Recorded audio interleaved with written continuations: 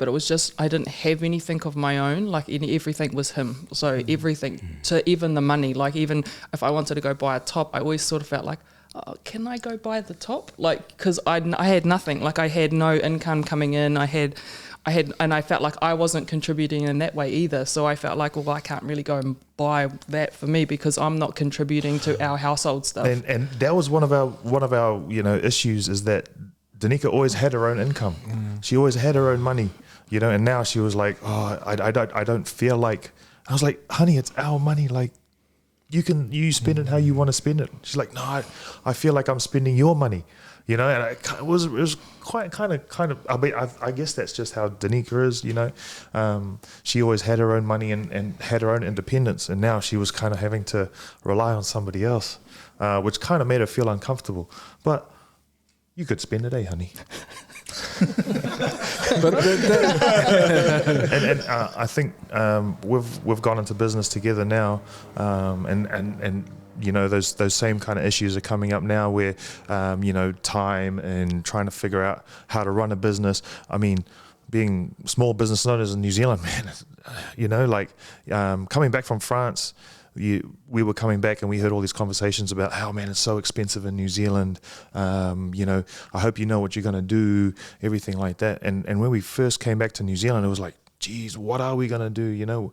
How are we going to find our way? And I never thought, geez, the amount of change in New Zealand over those 11 years, the cost of food and everything like that, and just seeing more people living on the streets, more people living in their cars, it's so different to when I grew up. I don't think I saw maybe one or two homeless people in Auckland, and now there's so many, and so many people ask for food and money and stuff like that. And just that whole change coming back to New Zealand is crazy. But also working in business, small business owners, and trying to make certain decisions and working together. We're trying to figure it all out again, and it feels like we're back in that place where we were early on. We got these pulls in different directions. We got financial issues that we got to try and figure out.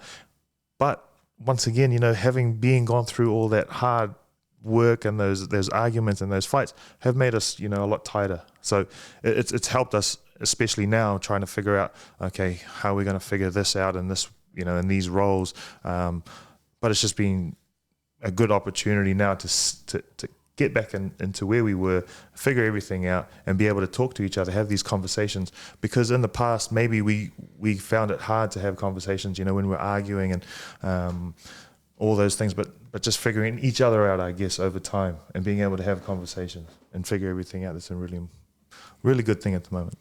That's cool, man. That's cool, Togo.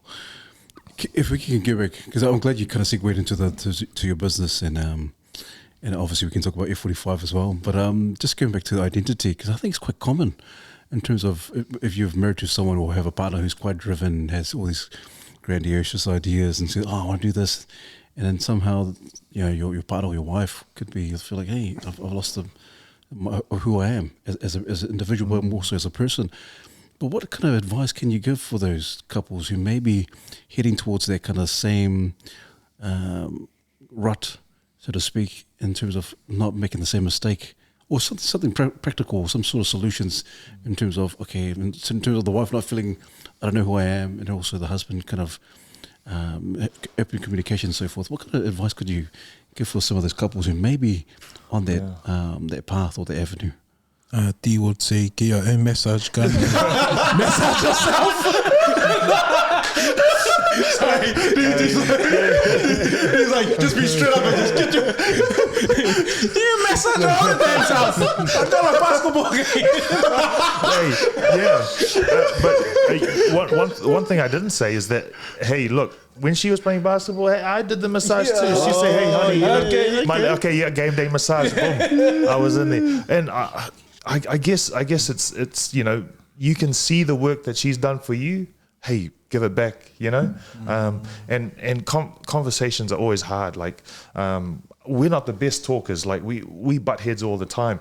But to know that conversations might not go well, but conversations might go well. But to know that those little things are not going to pull you apart forever, you know. And you've just gone through so much.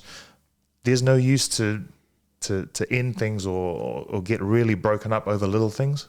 Like little things can hurt you, but it's not going to end you. You know what I mean? Like you might be angry with each other over little things, but hey, you've been through worse. You know, you got to be able to conversate, and conversations can be hard, especially when. But also, you know, sometimes our little things are like the big ass things. Yeah. Oh. I say, how man, is this more? Yeah. But it's true though. She's like, what are you angry for? What are you angry for, sister? Yeah. Oh, I totally understand. Yeah. Little things, understandable. Honey? No, I think it's just, I mean, like anything, is knowing that the end, we love each other and we're together and we've got a family and we've got the kids and stuff like that. And yeah, we're not always going to be coming together, but we, at the moment, because we've been through those hard things, he understands maybe when my shoulder starts to turn or I start to get quiet, he knows that I'm going into a place where I'm obviously something he's done something, but you know, or something's gone wrong and I'm struggling to, you know, obviously talk about it, or vice versa. I know the same thing. If he goes into a quiet place or whatever, I can't just poke the bear and ask the questions because he doesn't respond to that. So we've known that as we've obviously gone through those times, but our end result, yes, we might have a fight and get quite, you know, emotionally caught up in it, and things can get heated and you can say some things that you'd probably are just in the heat of the moment, but our end result is that we love each other and there's no other part of it. It's just right now it's just not working, and you know, obviously the bits aren't falling into place how we like it, and it's not smooth sailing, but it will calm down, because at the end of the thing, it's I'm here for you and you're here for me, and we'll figure it out, sort of thing. Mandate.